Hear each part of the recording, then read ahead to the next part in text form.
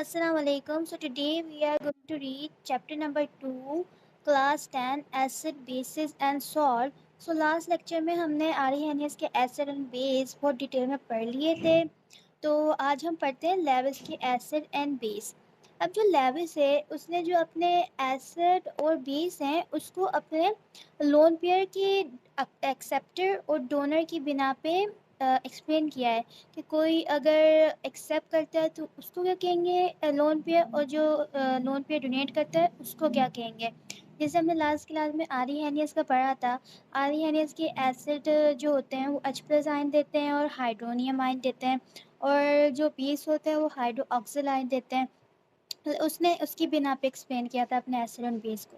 लेकिन ये जो लेविस है इसने अपने एसिड और बेस को इलेक्ट्रॉन पेयर डोनर और इलेक्ट्रॉन पेयर एक्सेप्टर की बेस पे एक्सप्लेन किया है। तो इसमें भी ये लिखा हुआ है, explain their acid and base in terms of lone pair donor और लोन पेयर एक्सेप्टर। हमने ये तो अब पता लगा लिया कि उसने उसकी बेस क्या थी। एसिड और बेस को समझाने के लिए हम पढ़ लेते हैं लेविस के एसिड के। वो लेविस के एसिड असल में होते क्या हैं। तो अब हम देख लेते हैं, दो substance they accept lone pair of electron in chemical reaction. Lewis के एसिड ऐसे सब्सटेंस होते हैं जो केमिकल रिएक्शन में लोन पेयर एक्सेप्ट करें।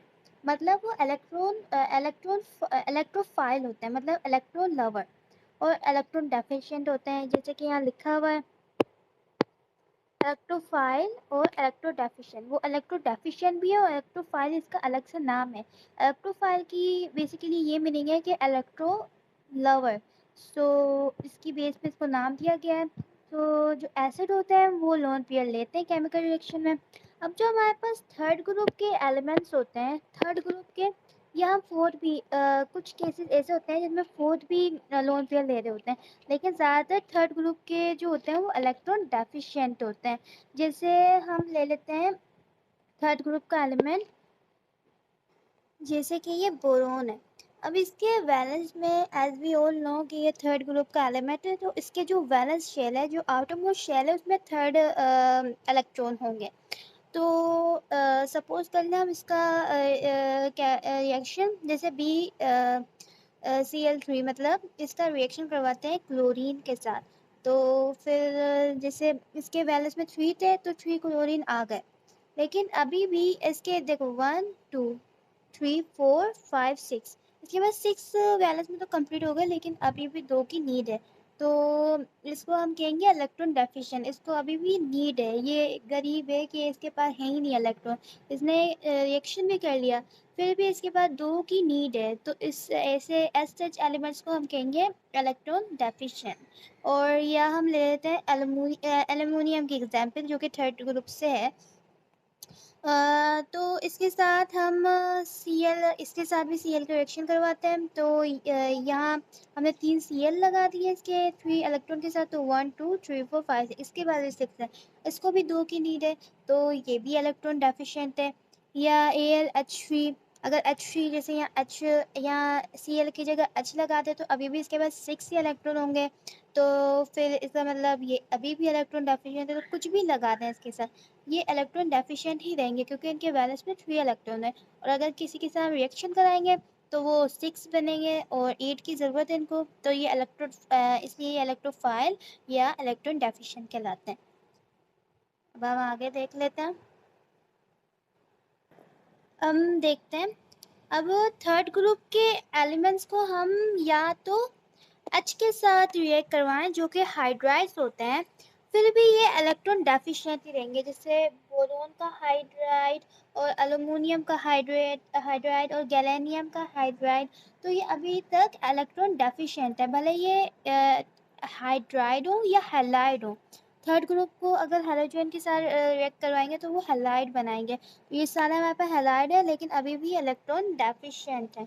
जैसे BCl3, AlCl3, GaCl3, BF3, AlF3, GaF3, तो ये सारे इलेक्ट्रॉन डेफिशिएंट हैं।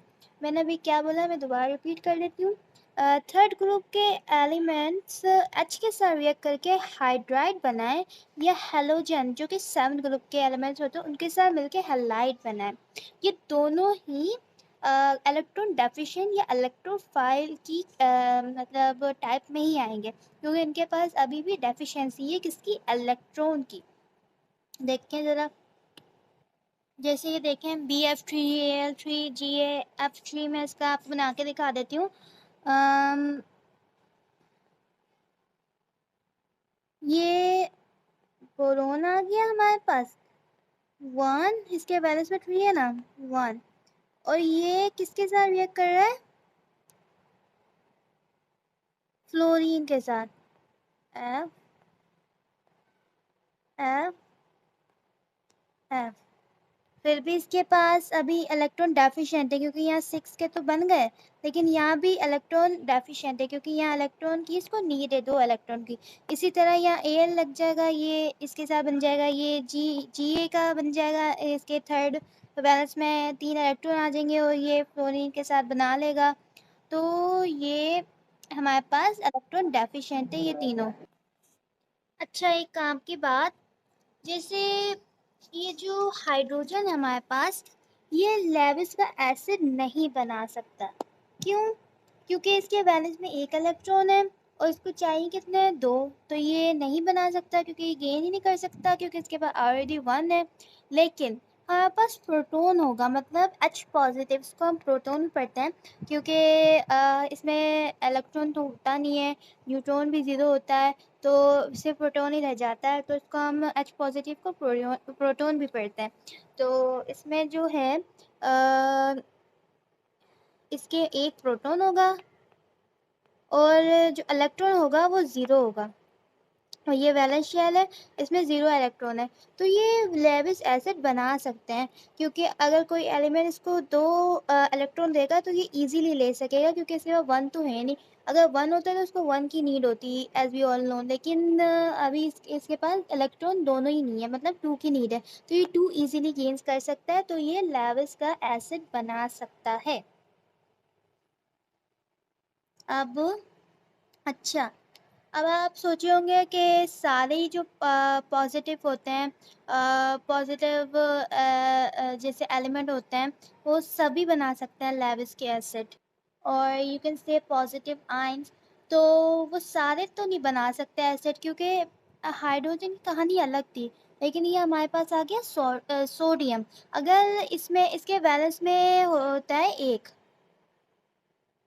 अगर एक ये लूज कर देगा तो इसका ऑक्टेट कंप्लीट हो जाएगा, तो अब इसको 2 की ज़रूरत ही नहीं है, अगर कोई देने भी आए तो लेगा नहीं है क्योंकि ये तो इलेक्ट्रॉन रिच है पहले से ही, तो ये लेविस का एसिड नहीं बना सकता। आप डिफरेंस समझें उस हाइड्रोजन को जो कि उसने एक लूज कर दिया था। सो ठीक है, तो अगर आपको समझ आ गया हो, वरना आप कमेंट से पूछ सकते हैं दोबारा से, लेकिन मैं आपको अच्छे से समझा दिया है कि जैसे उसको नीड थी, हाइड्रोजन को, बेचारा गरीब था, उसको 2 इलेक्ट्रॉन की नीड थी, तो उसने एक लूज करके 2 ले लिए, मतलब वो लेविस के एसिड का काम कर सकता है। लेकिन एन है, ये तो बहुत अमीर आदमी है, बहुत ज़्यादा अमीर है, इसने लेने के बजाय एक लूज कर दिया और अब इसके ऑक्टेट कंप्लीट हो गया, बड़ा अमीर है, तो इसको अब 2 इलेक्ट्रॉन की नीड नहीं है। अब सॉरी पीछे अगर कट हो गई हो वॉइस, तो हम आगे बढ़ते हैं। देयर एसिडिक स्ट्रेंथ डिक्रीज, अब जो इनकी डाउन द ग्रुप है एसिडिक स्ट्रेंथ वो डिक्रीज होती है लेविस के एसिड की। अब रीज़न कोई नहीं, मतलब आप ये सोचें कि इलेक्ट्रोनेगेटिविटी को लेके बैठ जाएं या नहीं, ये उससे कोई ताल्लुक नहीं है इनके एसिड और बेस का, ये बस डिक्रीज होते हैं डाउन द ग्रुप।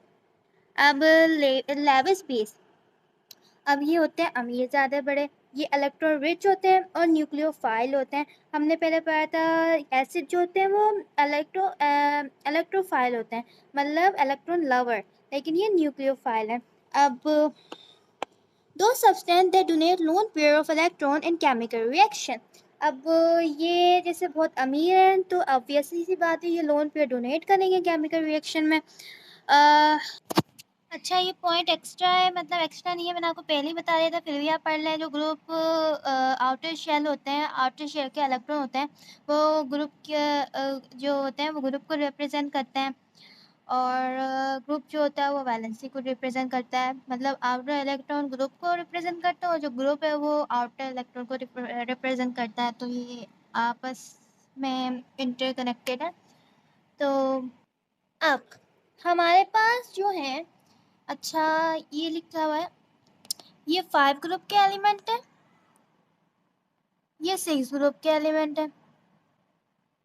अब इसमें क्या कह रहा है, इसमें भी जो down the group basic strength है वो डिक्रीज होती है। जैसे हमने पिछले सेशन में शायद पढ़ा था आर्यनियस के, उनके जो डाउन द ग्रुप है एसिडिक और बेसिक स्ट्रेंथ उनकी इंक्रीज होती है डाउन द ग्रुप। लेकिन ये जो लेविस के एसिड और बेस है, एसिड एंड बेस है, इनकी एसिडिक और basic strength down the group decrease होती है। अब आप बोलेंगे कि जो अब आप बोलेंगे इलेक्ट्रोनेगेटिविटी पे डिपेंड कर सकता है, लेकिन नहीं, ये किसी चीज़ पे डिपेंड नहीं करता, ये इसकी डिक्रीज ही होती है इन दोनों की। अब जैसे इसके पास आउटर शेल में कितने इलेक्ट्रॉन है, 1 2 3 4 5, 5 है, इसके पास भी 5 होंगे, तो इसके पास एक लोन पेयर होगा। और इसके पास भी जो 6 ग्रुप का एलिमेंट है उनके पास 2 लोन पेयर होंगे, और जो 7 ग्रुप के एलिमेंट हैं उनके पास हम गिन लेते हैं 1 2 3 4 5 6 है, उनके पास 3 लोन पेयर होंगे। तो ये जो 5 6 7 है ये इलेक्ट्रॉन रिच है या न्यूक्लियोफाइल है, तो ये हमारे पास इलेक्ट्रॉन लेविस के बेस है, क्योंकि ये डोनेट कर सकते हैं लोन पेयर। अब ये सारे एलिमेंट्स हैं जो कि, और 7 ग्रुप के भी एलिमेंट्स होते हैं, और ये 5 और 6 के हैं। और जो 1 2 3 4 के जो ग्रुप के हैं ना, वो लेविस बेसिस का काम नहीं कर सकते। क्यों? क्योंकि उनके वैलेंस में इतने इलेक्ट्रॉन होंगे ही नहीं कि वो डोनेट कर सकें, लेकिन 5 6 7 के कर सकते हैं। आप ये मतलब कौन से लेविस के बेस है वो आप खुद भी पता लगा सकते हैं कि आप उनका मतलब देखें कि किस किस के पास लोन पेयर है, जिसके पास लोन पेयर है वो हमारे पास लेविस के बेस हैं। अब और ये जो हमारे पास है, जैसे नाइट्रोजन के वैलेंस में 5 इलेक्ट्रॉन होते हैं, जैसे कि ये हमारे पास जो है ये हमारे पास 5th ग्रुप का एलिमेंट है, तो फिर इसके जो वैलेंस में इलेक्ट्रॉन होते हैं वो 5 होते हैं। तो अगर ये हाइड्रोजन के साथ मतलब बॉन्ड बनाए तो इसके पास अभी भी लोन पेयर बचे हुए होते हैं, तो ये हमारे पास इलेक्ट्रॉन रिच है। आप इसी तरह की जो मैंने आपको जैसे करना सिखाया है, आप उसको 6 और 7 ग्रुप के साथ भी कर लीजिएगा, आपको दिखेंगे कि लोन पेयर ज़रूर बचेंगे और वो उसको डोनेट करने में काम लाते हैं। अब ये दूसरी एग्जाम्पल है। अच्छा, इनकी जो बेसिक स्ट्रेंथ है ना डाउन द ग्रुप डिक्रीज होती है। अभी मैंने आपको बताया था, जैसे एक एलिमेंट का साइज 5 है, इसके वैलेंस इलेक्ट्रॉन नहीं है, ये इसका मेरे जैसे एग्जाम्पल है। जैसे एक का साइज 5 हो गया तो एक का 10 तो एक का 15। तो अब ये इनकी जो down the group basic strength है ना, जैसे जैसे इनका साइज बढ़ता जाता है उनकी वैसे वैसे इनकी बेसिक स्ट्रेंथ डिक्रीज होती जाती है। और आपने 9th क्लास में पढ़ा होगा कि इस ये जो कोऑर्डिनेट ये जो लोन पेयर की शेयरिंग होती है, इसको हम डेटिव बाउंड या कोऑर्डिनेट बाउंड कहते हैं। जैसे ये एच इसके साथ मिला तो H3O, और एच NH3 मतलब अमोनिया के साथ मिला तो NH4, इसको एडेड या डेटिव बाउंड कहते हैं या कोऑर्डिनेट बाउंड भी कहते हैं। तो आज के लिए हमने Lewis acid and base detail में पढ़ लिया है। तो अगले सेशन में हम Lowry Bronsted concept of acid and base पढ़ेंगे। तो आपको ये सारी वीडियोस इसी प्लेलिस्ट में मिल जाएंगी। तो जब तक के लिए अल्लाह हाफिज़।